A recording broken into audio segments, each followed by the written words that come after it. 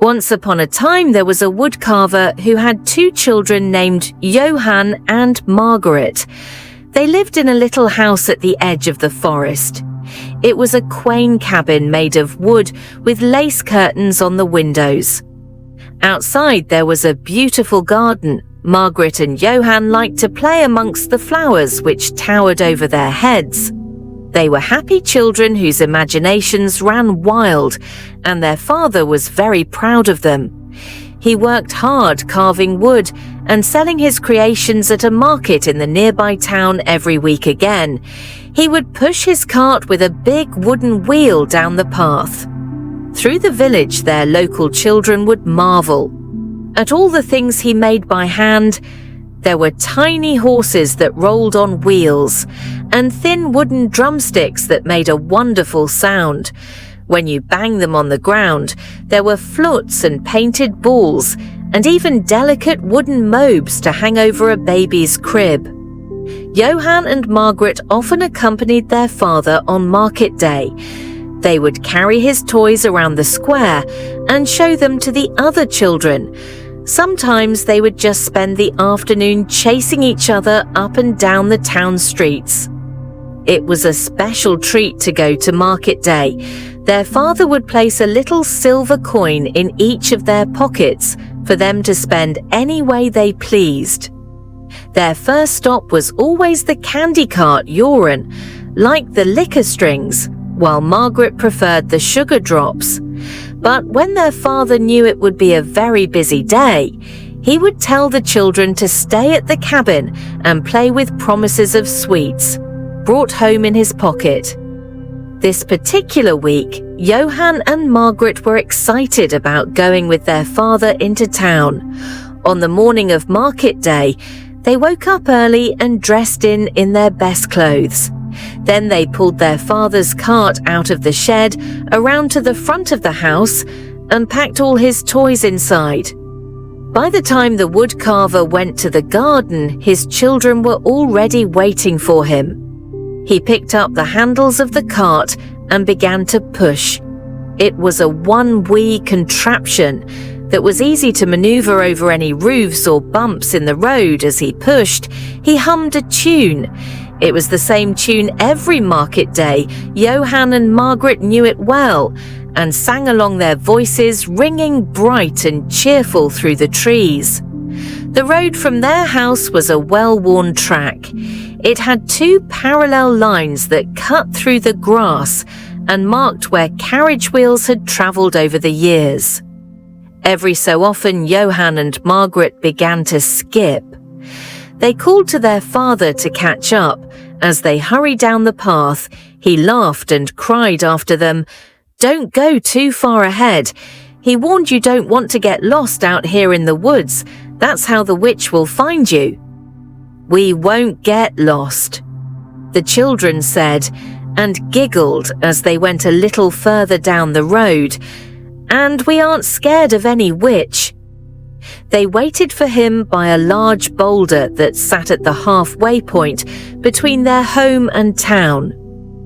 Margaret climbed to the top of the rock using the little hand and footholds that had been worn into it over time. Johann picked up a small stick and dragged it around the boulder in a circle. He loved the scratching sound it made as it crossed the jagged stone face.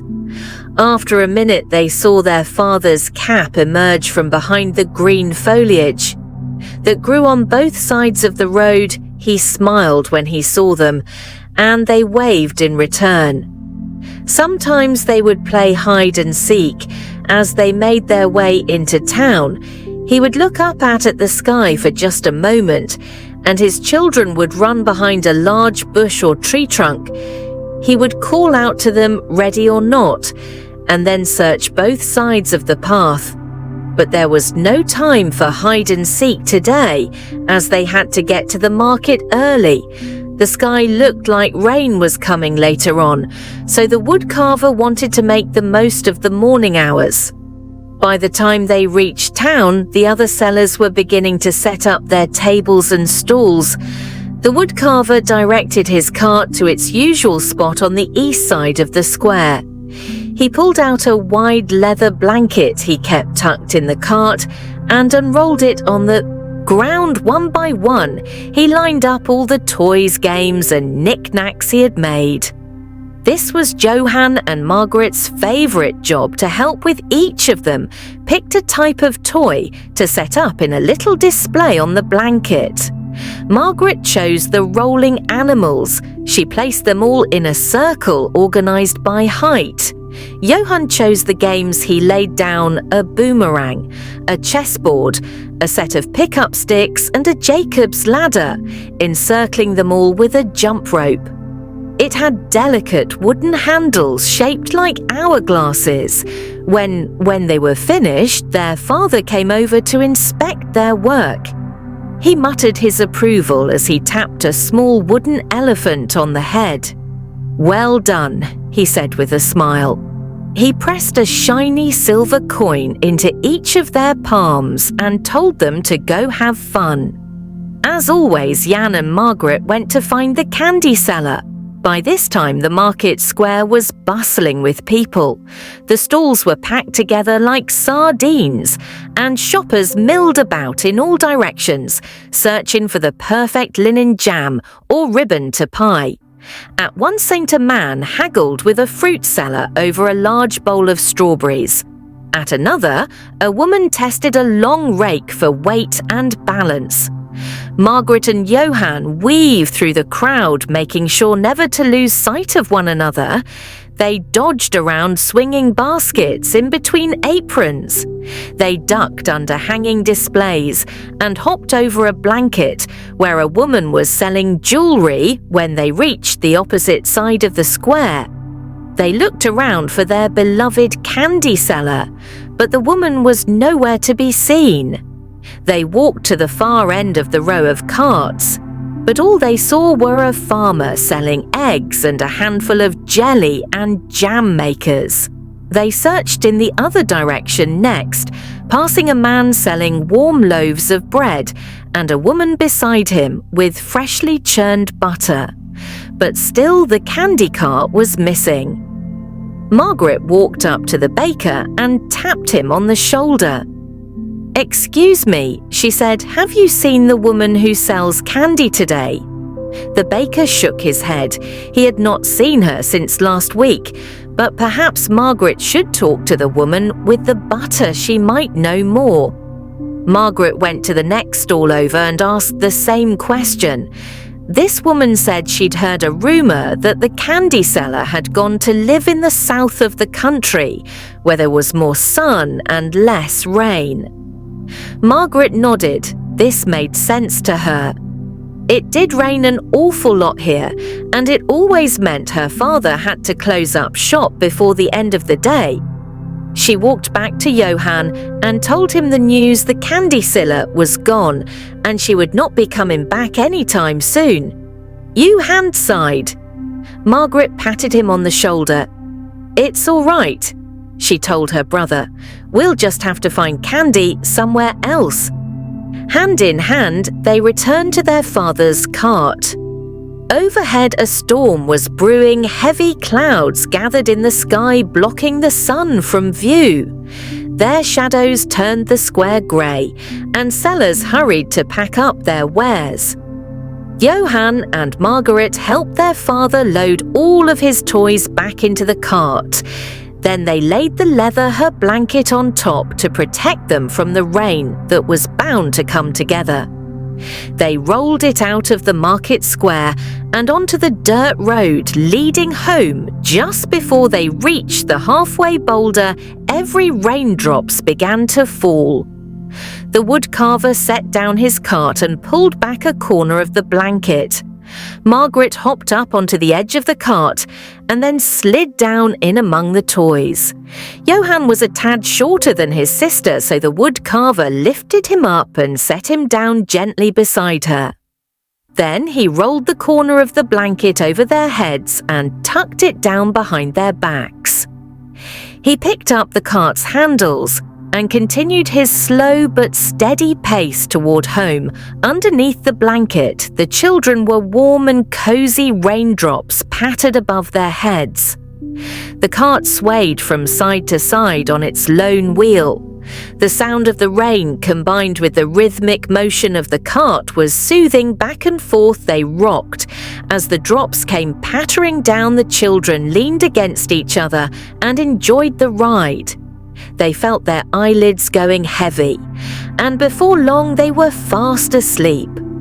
They weren't sure how long they slept, for the next thing they knew, their father was pulling back the blanket and they were home. Margaret climbed over the side of the cart and then turned back and helped Johann do the same together with their father. They unloaded all the toys and then rolled the cart back into the safety of the shed inside the cabin. The woodcarver lit a warm fire. The flames crackled and hissed as they flickered over the damp logs. So soon their home was nice and toasty. On nights like this one, the children liked to bring out all their blankets and pillows and build a fort across from the fire. They snuggled down inside the soft folds of fabric and soon were asleep that night. They dreamt of candy canes and gumdrops, of gingerbread and lollipops, and of running along down a winding path deeper and deeper into the woods. They awoke the next morning to the sound of rain against the window.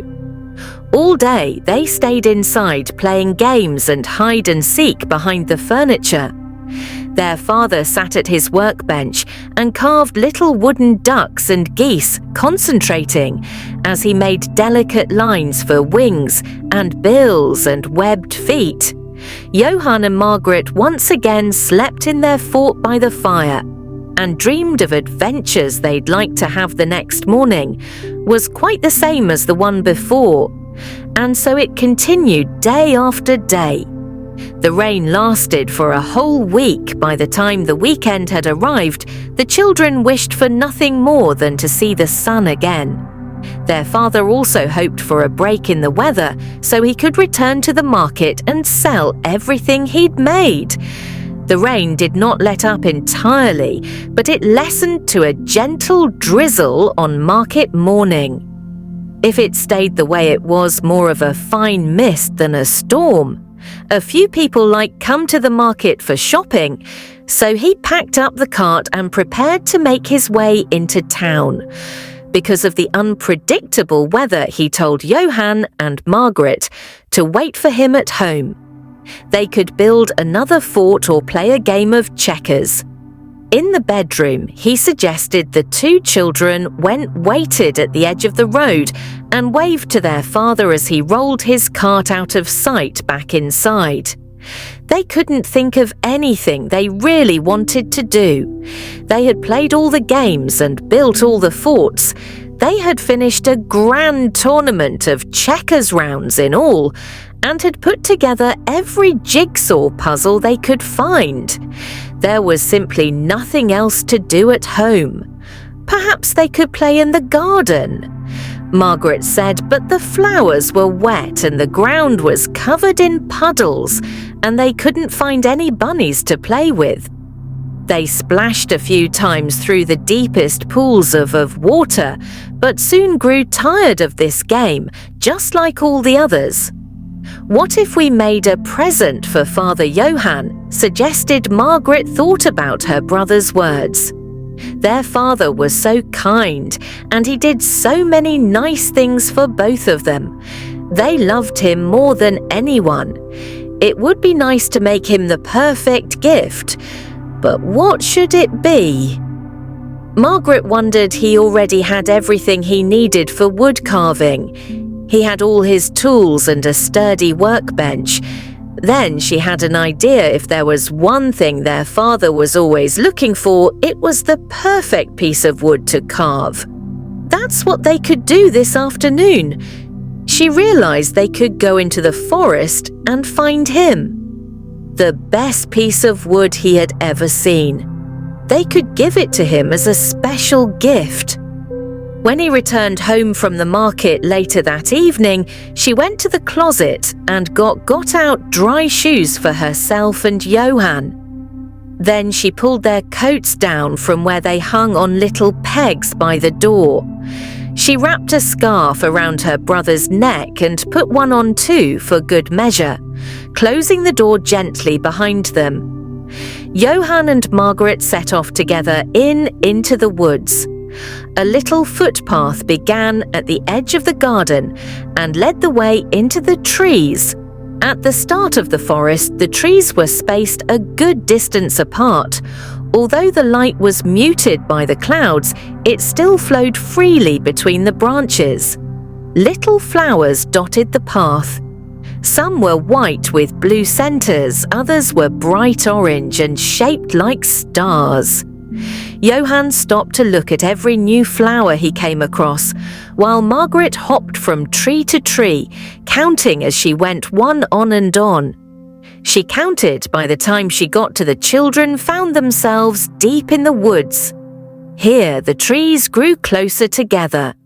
The shades of green were darker tucked away from the open sky.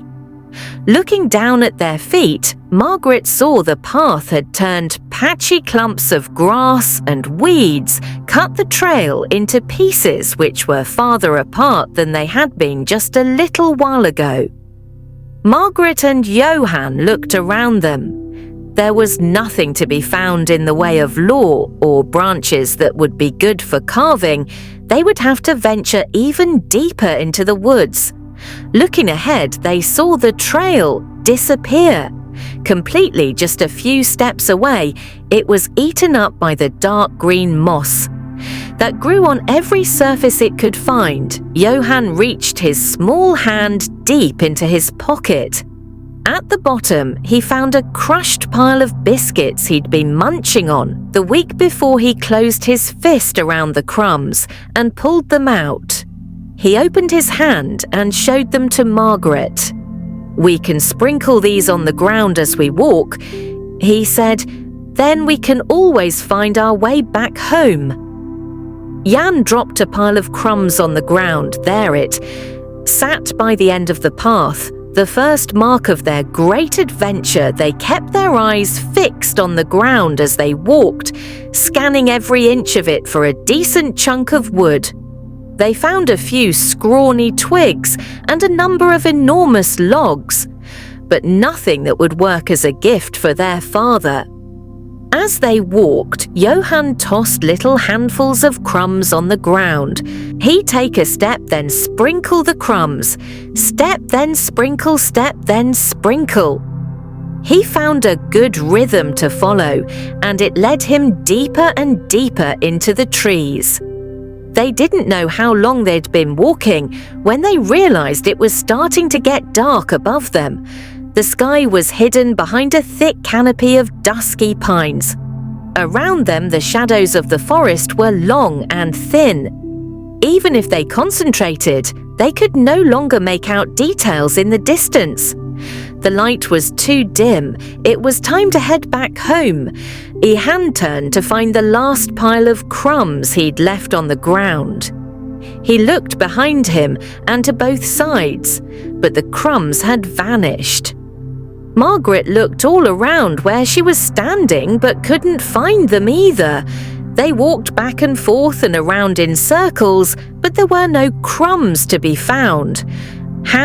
Then they saw a raven perched on a nearby branch. It was munching contentedly on a mouthful of biscuit. "Oh no," said Margaret, "the bird has eaten our trail of crumbs without them. The children had no way to find the path back home." "We're lost," said Johann, flopping down to the ground. But as he landed on the moss, a surprising smell caught his attention. He lifted his nose in the air and sniffed how odd he thought he was definitely smelling the familiar scent of freshly baked gingerbread. Where could it be coming from? He wondered. He stood up and followed his nose toward a dense cluster of trees. Not far away, Margaret soon caught up with him, and together they approached the grove of pines. The trunks stood so close together here, the children had to turn sideways, and in order to fit between them on the other side, they came to a thick wall of bushy ferns. Margaret reached out and pushed apart the stems there. In a little clearing was the strangest cottage that children had ever seen. It was a single story told, all but the roof stood up at odd angles on one end. There was a large chimney which connected to a rounded tile. Next to that was a rectangle with soft edges, and on the far end the roof came to a neat little point on every edge. There was a drill of white, and the whole thing was made entirely of gingerbread. Below the roof was the body of the house. It had sugar pane windows and a chocolate door lined with miniature truffles. There were lights made of gumdrops and spun sugar hedges with little mint flowers. Lollipop trees guarded the door, and a line of red and white striped candy canes stood tall above peppermint bark paving stones. The smell of the gingerbread was so enticing to the two children, who had by this time missed their supper. Johann's tummy humbled. Without a second thought, he ran up to the house before Margaret could stop him.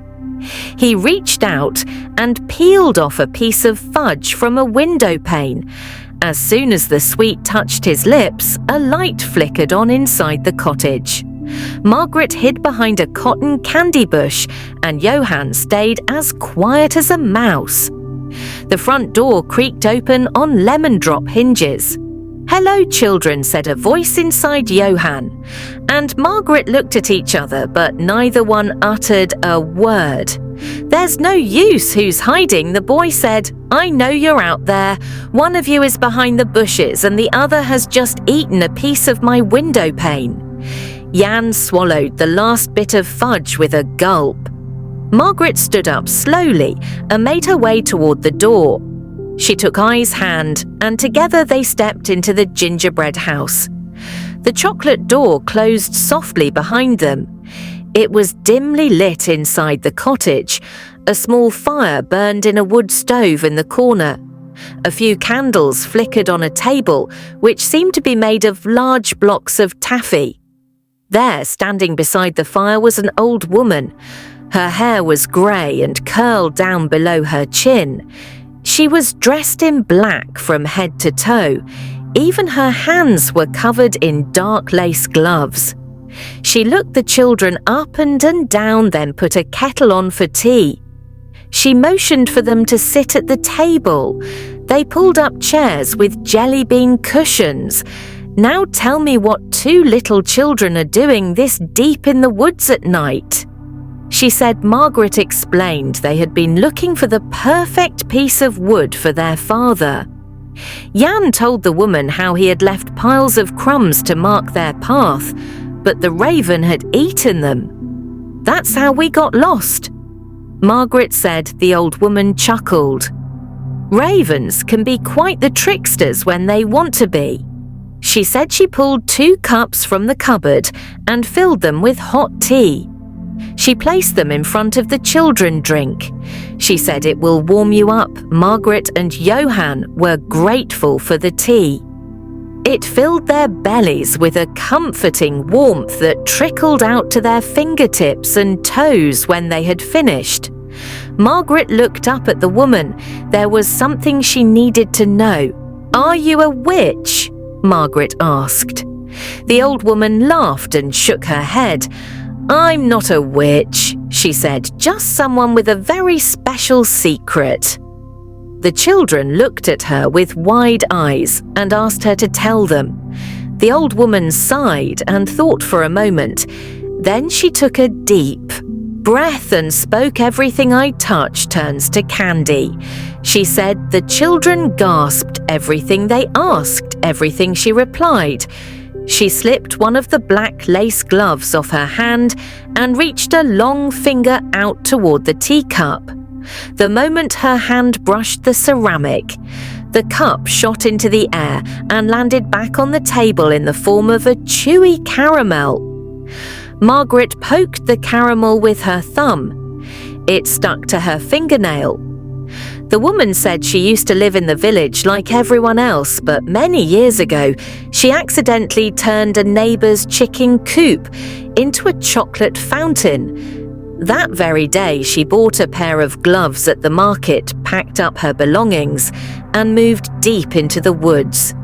She had never been back to the village since "I just don't want any more accidents." She said the children nodded. They could understand how that would be tricky. Margaret asked the woman if she missed seeing people in town and if she ever got lonely out here in the woods. Sometimes the woman said Margaret tapped Jan on the shoulder and motioned for him to follow. They walked over to the far corner of the room and spoke in hushed tones. They had to come up with a plan, heads together. They whispered to one another for several minutes. Then they turned and walked back to the table. They explained to the woman that the usual candy seller left town. So now the market had no one with sweets. But with her gift, she could return to town on weekends and sell all the candy she could make. It would put her skill to good use. And Margaret and Johan would be her first customers from their pockets. They pulled out the little silver coins their father had given them the week before they placed them on the table in exchange. The woman worked her magic with a touch of her finger. She turned a candlestick into a piece of licorice for Johan and the other teacup into a sugar drop for Margaret. The children smiled with joy. She slipped the glove back on her hand and ushered them to the door. "And now it's time to get you home," she said. She led them back through the clearing to the stand of trees. They made their way through clusters of pine, and around mossy rocks they walked under the branch where the raven had perched, and through woods that looked the same as those they'd already passed. And finally they came to the path. Margaret and Johan thanked the woman and promised to visit another day, with a final glance in her direction. They ran all the way home, where their father greeted them warmly and tucked them safely into bed from that day on. If you were to stand on the road between the cabin and the village on market days, you might just see a woodcarver and a witch walking together, pushing carts full of toys and candy, and smiling like old friends. And this is where our story ends. For tonight, I hope you've enjoyed it. Good night and sweet dreams. That